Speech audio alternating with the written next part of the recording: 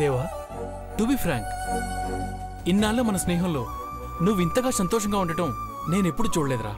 చూపు నిలవట్లేదు, మాట ఆగట్లేదు. పార్వతి గురించి ఒక ఫ్లోలో చెప్తూనే ఉన్నావు. ఒక వంట మనిషిని 1,00,000 కోట్లకు అధిపతి అయిన వాడు అభిమానిస్తున్నాడంటే చరిత్ర చెల్లించిపోతుందిరా. హ్యాట్స్ ఆఫ్ రా.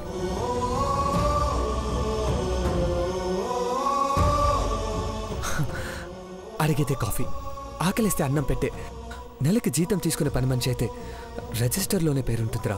కానీ పార్వతి అలా కాదు. పెద్దబాబు గారు అనే పలకరింపులోనే అమాయకత్వం ఉంది. సేవ చేయడంలో ఆరాధన ఉంటుంది. అభిమానించేటప్పుడు నిస్వార్థం ఉంటుంది. శాలరీ తీసుకోమని చెక్ రాసిస్తే ఎలా విత్డ్రాల్ చేసుకోవాలో తెలియని ఒక అమాయకురాలరా.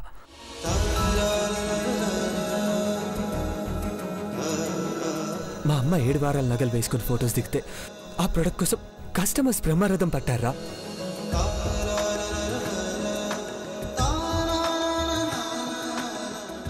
తన వల్లే ఈరోజు నేను సౌత్ ఇండియాలో రిచెస్ట్ పర్సన్గా రికార్డులకు ఎక్కానురా. తన వల్లే నేను సంతోషంగా ఉన్నాను.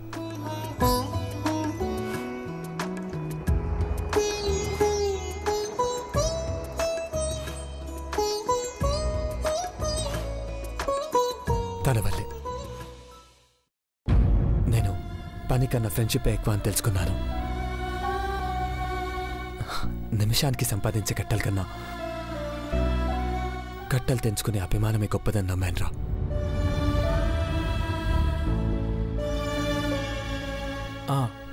లోగోలో ఉన్న కళ్ళు నీవే అని పార్వతితో చెప్తావా దేవా? చెప్పనురా.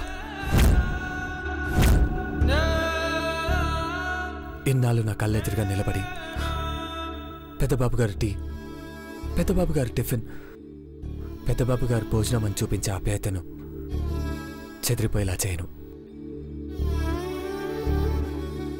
ఈ విషయం పార్వతికి తెలిస్తే నా పట్ల ఉన్న అభిమానం గౌరవంగా మారుతుంది.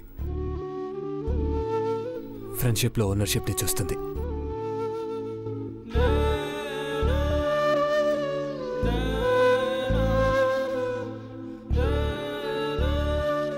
నిస్వార్థమైన స్వచ్ఛమైన అమాయకురాలు ఎప్పట్లాగే ఆనందంగా ఉండాలి, ఉంచాలి.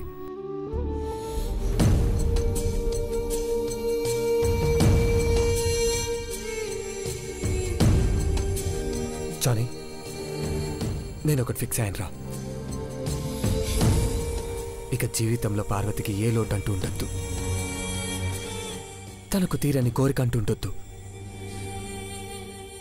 పెద్దబాబు గారు నా బెస్ట్ ఫ్రెండ్ అని 100 ఏళ్ళు పార్వతి చెప్పుకునేలా చేస్తాను.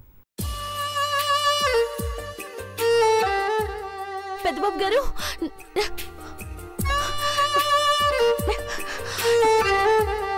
నా లైఫ్ని మార్చిన కళ్ళలో శాశ్వతమైన ఆనందాన్ని చూస్తాను. అదే నా లైఫ్ అంబిషన్. That's all.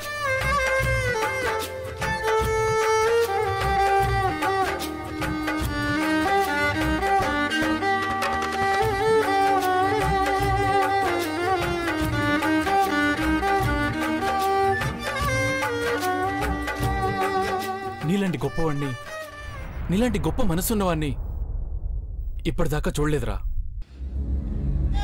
ఇక చూస్తానని కూడా అనుకోను. 365 రోజుల్లో మన జాతీయ జెండాకి 2 సార్లు సెల్యూట్ కొడతాం. కానీ నీలాంటి వాడికి ప్రతిరోజు సెల్యూట్ కొట్టినా తక్కువేరా. యువర్ గ్రేట్ దేవా, యువర్ గ్రేట్.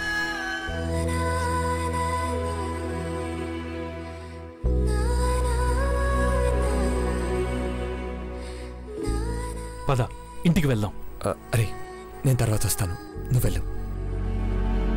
టేక్ కేర్ రా, టేక్ కేర్, బాయ్.